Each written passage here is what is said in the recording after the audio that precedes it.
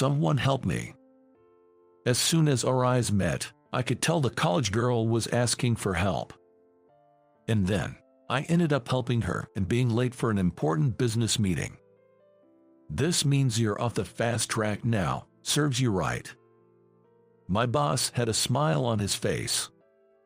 "I, Lucas, have been better at studying than most since I was a child. I don't remember ever being stuck with my studies, and my grades were always at the top. When I entered middle school, my friends would come up to me every time there was an exam and say, 'Teach me how to study.' Of course, I never turned them down. My mother always told me, 'Cherish your friends.' In fact, that's all she ever said. My father never once told me to study. Perhaps, growing up in such a home environment allowed me to thrive and excel academically. Anyway, I graduated from middle and high school with excellent grades. Afterward, I graduated from a prestigious university and joined a company considered top tier by society. People often told me I was on the fast track, and even as a new employee, I was entrusted with significant responsibilities because I was seen as a rising star. Among my peers, many were envious of me. But of course, there were also those who were jealous. For example, my boss, John, was one of them. Whether or not he's truly jealous of me, there's no doubt that he sees me as an enemy. John would call me out for every little thing, constantly reprimanding me. He criticized things like outdated documents or typos in emails, essentially nitpicking over trivial matters. Honestly, it was troubling and sometimes hindered my work. Still, I couldn't complain directly to John, because he was the right hand of the executive vice president, Mr. Baker. John always followed Mr. Baker around and even accompanied him on his golf outings on weekends. He even went to the extent of driving Mr. Baker to and from lunch in his own car. He was always showing off his connection with Mr. Baker to everyone around. And he would use that connection to act boldly towards his subordinates. Whenever I complained, John would immediately threaten me with, "I'll tell Mr. Baker on you." Needless to say, he never used words like fired or demoted directly. He would just insinuate it, effectively silencing anyone. While silencing his subordinates, John was incredibly weak towards his boss. When the department head, George, said, "Let's go out for drinks today," John would cheerfully reply, "Yes, yes, I'd be delighted to join," and follow along easily. He behaved the same way towards senior managers and division chiefs. In other words, he would flatter those above him in power and dominate those below him to ensure they couldn't oppose him. He was such a troublesome and outdated person. That's why no one in the same department dared to oppose him. In the end, all I could do was use John as a negative example and vow to become a better boss when I climbed the ladder. For now, if I did my job without any mistakes, he wouldn't have any grounds to complain. Thinking this, I was extremely careful with my daily work. "All right, finished with today's work. John, please check this." This was when I submitted documents that I had carefully checked as usual. John frowned. I checked everything thoroughly, so there shouldn't be any mistakes with the characters or numbers. Why the frown, then? As I was thinking this, John let out a sigh and said, "Lucas, you haven't made any mistakes recently. What's up?" "I'm about to be promoted to senior staff, and I've had your guidance, John." "Is that so? Then, I have another good job for you. Be at the front of the company at 7 a.m. tomorrow." 7 a.m. Why is that? "It's for a golf outing." John said this to me with a sly grin. When I heard more about it, it turns out that our client, President Johnson, is a fan of golf. Mr. Baker hit it off talking about golf, and they quickly made plans to go together. However, just Mr. Baker and John alone might not make for the most lively outing. So, it seems they've decided to bring John and one other person along. Anyone is fine to bring along, but according to Mr. Baker, beginners take too much time, so they are out of the question. That's when John thought of me, since I was in the golf club during my school days.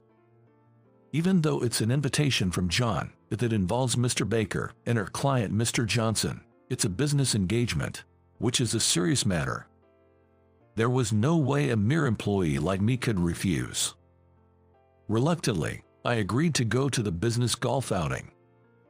And the next day, I headed to the station earlier than usual to catch the train. We were supposed to travel from the company to the golf course in John's car. Moreover, Mr. Baker was supposed to provide the golf clubs and other equipment. So, all I had to do was make sure I wasn't late to the office. It should have been that simple, yet I encountered some bad luck.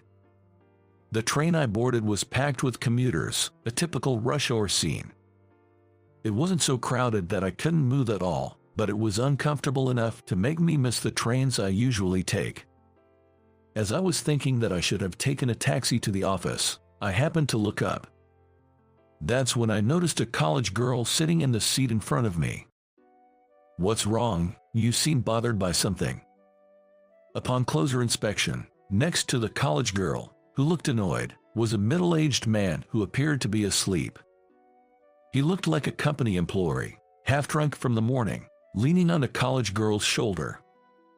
Moreover, his mouth was slightly open, and with his crossed arms and widely spread legs, he seemed to be subtly touching the college girl. Is this guy pretending to be asleep? I watched closely, but the college girl, out of fear, seemed unable to stand up. Should I help her? As I was contemplating, the college girl, noticing my gaze, looked up at me. To me, her look seemed to be pleading for help. I nodded slightly to the college girl. Understanding my intention, she nodded back. At that moment, I grabbed the college girl's arm and briskly helped her to stand her. Ouch! As the college girl suddenly stood up, the middle-aged man who had been leaning on her fell onto the train seat with a thud. Simultaneously, a chuckle spread among the surrounding passengers. "Are you okay?" While addressing the middle-aged man, I maneuvered the college girl behind me to shield her. "What the hell are you doing?" The man glared at me as he stood up. Then, he fiercely punched me in the face. "What are you doing hitting me all of a sudden?" "Shut up." The middle-aged man swung at me again, attempting to hit me. At that moment, I calmly grabbed his arm and declared, "This is assault. I'm calling the police." While saying that, I pushed the middle-aged man to the floor, still holding onto his arm. Thanks to the help of some salarymen around who understood the situation, we managed to subdue the middle-aged man without much trouble. After that, I got off at the next station with the conductor that another passenger had called to the scene. I had to go to the railway police office inside the station to explain what had happened. In the station office, not only was I questioned about the incident, but I also received treatment for the cheek that the middle-aged man had punched. While I was dealing with this, the college girl I helped came over to me. "My name is Emily. Thank you so much for your help. I'd like to offer you something in return." "No, it's fine. But you're a college student, right? Don't you need to go?" "Yes. I just wanted to get an early start on my report, so I'm okay. But it's almost 7 a.m. What about your work?" "I have a golf outing." "Wait, it's already 7 a.m. I have to go." Realizing the time after Emily mentioned it, I saw I had only a few minutes left until the 7 a.m. meeting. I rushed out of the station office. "Wait, I want to give you something in return." "Your gratitude is enough. Take care." I shouted back and ran at full speed to the platform. I jumped onto the arriving train without a second thought. I hope I make it. I hope I make it. I wished this on the train, but of course, there was no chance of making it on time. Eventually, I arrived at the meeting spot about 30 minutes late. "You're late, Lucas. What were you doing?" John approached me with a forced smile. He didn't raise his voice because of Mr. Baker, but it was clear he was angry. Your face is swollen. Did you try to pick up a girl and get punched? I was helping a college girl who was being harassed on the train, and I got punched. What? You helped a college girl? Do you think that excuse will fly? Don't lie so blatantly. John yelled. However, Mr. Baker and the client, Mr. Johnson, had the opposite reaction. Wow, your employee is quite brave and commendable. Helping a harassed college girl isn't something anyone can easily do. Mr. Johnson praised me. He's one of our rising stars, talented, and definitely someone to watch. I'm envious. I'd like to have someone like him in my company. We won't let him go. Lucas, was it? Anyway, you did a good thing. Well done. Mr. Johnson and Mr. Baker laughed. Seeing this, John could only offer a forced smile. However, once Mr. Baker and Mr. Johnson got into the car, John came over and whispered, "It's because a guy like you tried to show off in front of a girl that you got what you deserved. You're lucky that's all that happened," and sneered at me. But John seemed to be in a good mood all day, perhaps pleased by my injury. His cheering was spirited, and I believe he fully demonstrated his skills as a sycophant. Perhaps thanks to that, both Mr. Baker and Mr. Johnson seemed to be enjoying their golf game in high spirits. Meanwhile, after stumbling at the start, I was desperate to make up for it. I got so carried away that I forgot to hold back and played my best. As a result, I ended up scoring better than Mr. Baker and the others. While they praised me, John later said behind my back, "You should at least know to hold back. This is the worst impression, but don't worry. You're off the fast track now. Serves you right." Excessive deference can be disrespectful. But this was definitely a mistake. While I regretted my actions, I headed home for the day. However, that business golf outing had little impact on my life. I wasn't particularly targeted by Mr. Baker, nor did I receive any complaints from Mr. Johnson. In fact, Mr. Johnson remembered me and even requested my involvement a few times. Half a year passed without knowing whether I had been taken off the fast track or not. As the new term arrived, our company was also set to welcome new employees. Suddenly, John instructed me to give a speech as the employee representative. If I had been given prior notice, I would have been confident in handling it. But it seemed John wanted to see me fail, as he informed me on that day. Being told to give a speech so suddenly, I hadn't prepared anything. "What are you talking about? I'm giving you a chance to redeem yourself after messing up the business golf. Don't you get it? If that's the case, at least give me a heads up the day before." "What? Do you have a complaint?" "No." "Well, do your best. The company's image depends on your speech. It's a big responsibility. There will be coverage by the company newsletter, and if you mess up your speech, you might get fired." In the hallway of the entrance ceremony venue, John patted my shoulder, adding pressure. So you're always nitpicking like this. That explains the pressure at the job interviews." Surprised by the voice coming from behind, we turned around. There stood a young woman with her arms crossed and cheeks puffed in annoyance. "Who are you?" John approached the woman. "Just as you see, I'm a new employee." The woman retorted firmly. I recognized the woman and couldn't help but stare intently at her.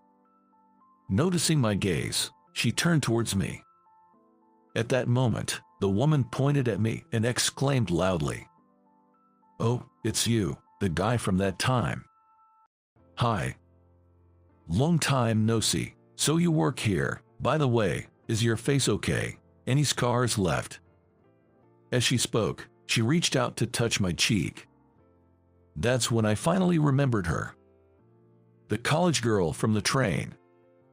"Jess, remember me? I'm the college girl you helped that time." The woman was Emily, the college girl I had helped on the train. Dressed in a suit, she looked completely different. I remembered she seemed scared of the man at that time, but now she seemed unbothered by John and me, which was reassuring. As I thought this, John smirked and said, "Oh, so you were drooling over the new employees." "What, old man, got a problem?" Emily snapped back at John. "It's nothing special. In our world, being quick with your tasks is expected, but being quick to make the moves on girls and not work isn't something to be praised for." "Enough already, old man. Insulting him isn't going to make you look any better." "What did you say?" "Besides, he's my prince, and I won't forgive you if you insult him any further." "Presumptuous little girl. Don't you know how to speak to your boss?" "You're the boss. If you're the boss, then stop putting down your subordinates and strive to be someone your team can trust." Silence. Silence. How did a naive girl like you even get hired? Was it through connections, or did you use your womanly charms? John leered at Emily with a lascivious grin, licking his lips. Feeling a chill, Emily hid behind me. That's when it happened. A low voice echoed from the shadows of the corridor. "I'm sorry, but I believe a company should only have competent individuals, even if it involves someone close. I have no intention of showing leniency." Everyone turned towards the source of the voice. There stood Mr. Baker, with a displeased expression. "Mr. Baker." John straightened up instantly. At the same moment, Emily ran towards Mr. Baker. "Dad." "Emily, here you are." Mr. Baker stroked Emily's head as she ran to him. "Dad, what?" John's eyes darted around in confusion. His face contorted, then quickly turned pale. Overwhelmed with surprise, I could only watch silently as the events unfolded. Then, Mr. Baker approached me and said, "The woman you helped during golf was my daughter Emily, wasn't it?" "Yes, it seems so. I was told by Emily about it that night, and seeing your swollen cheek, I thought it might be you, but I couldn't bring Emily to the office. And while I was contemplating, much time had passed. I'm truly sorry for the delayed gratitude. Thank you for helping my daughter." Mr. Baker expressed his gratitude towards me. I awkwardly responded to Mr. Baker's thanks. "No, it's okay. I just did what anyone would do." "We are so grateful for your help." Mr. Baker expressed his gratitude to me once again. Right after that, Mr. Baker's expression changed completely as he turned to face John. Glaring sharply at John, he spoke in a low, almost threatening voice. "John, for someone who's always following me around, you seem to be incapable of even the most basic aspects of managing your subordinates, aren't you?" "Mr. Baker, that's, well, it seems you lack the ability to learn, so it can't be helped." "What do you mean?" "Staying in the position of manager with your level of learning ability is pointless, so let's transfer you to a department where you can learn how to interact with people better." "A transfer? It's not a demotion. You're not being removed from the path to promotion, because you'll be transferred to a department where you have a significant responsibility as a manager." Mr. Baker patted Mr. Thompson on the shoulder with a thud. It was clear what he meant. John just collapsed on the spot. "Well, that means there will be an open spot in your department. In other words, it's your turn to be promoted. Just make sure not to mess up your speech, Lucas." "Yes, sir." "I'm counting on you, then." Mr. Baker patted my shoulder and then left. Left behind, Emily gazed at me with sparkling eyes and murmured, "You're really being counted on, aren't you, big brother?" "Well, maybe so." "Amazing. And the induction ceremony speech is like representing all the employees, right? You really are a prince. Amazing. So amazing." Emily was jumping up and down, bubbling with excitement like a child. Just watching her made me feel inexplicably nervous. "Oh, right. I need to find a perfect spot to take pictures with my phone. See you ahead. Don't expect too much from me. It just makes me more nervous. I let out a wry smile as I watched Emily dash off. In the end, the induction ceremony concluded without a hitch. I was curious about Emily, who was at the front row taking photos of the ceremony, but my speech also went smoothly. Right after the ceremony, Mr. Thompson was called to the HR department and was immediately assigned to be in charge of the supply warehouse. Moreover, it seems he was nominated as the manager of the warehouse. Though the department and title sound respectable, in simple terms, it was just a security guard role. It was a quiet position replacing a retired security guard. On the other hand, in my department where the manager was absent, Mike, the section chief, got promoted to manager. I was also promoted from chief to section chief. And my first task in this new role was to train Emily. Apparently, this was a direct order from Mr. Baker, and the new manager, Mike, relayed it to me with a wry smile. This is almost like an abuse of authority. Isn't this nepotism? Because, as a section chief, you'll work with various employees. You'll have more opportunities to interact with female employees. Just the thought of my prince working closely with other women. Ugh. Emily pouted as she spoke. Seeing her sulk like a child, I sighed and responded. It can't be helped. It's work after all. No way, absolutely not, because you're my prince. Hey, about that, calling me prince, are you planning to make that stick? Everyone in our department has started teasing me, calling me prince. I mentioned it in a low voice, but I couldn't deny the feeling that it was too late. Emily looked puzzled, and the people around us were smirking while listening to our conversation. Several weeks later, we were now being treated as a couple in the midst of a workplace romance by everyone around us. Moreover, rumors had spread that our relationship was officially recognized by Mr. Baker. Moreover, my colleagues would even tease me, saying, "You've snagged a catch." When I told this to Emily, she whispered in my ear with a laugh. It's too late to back out now, isn't it? So, I'm ready whenever you are. Emily said it jokingly, but I'm sure she was also expecting something. I wasn't against the idea either and was ready to make up my mind.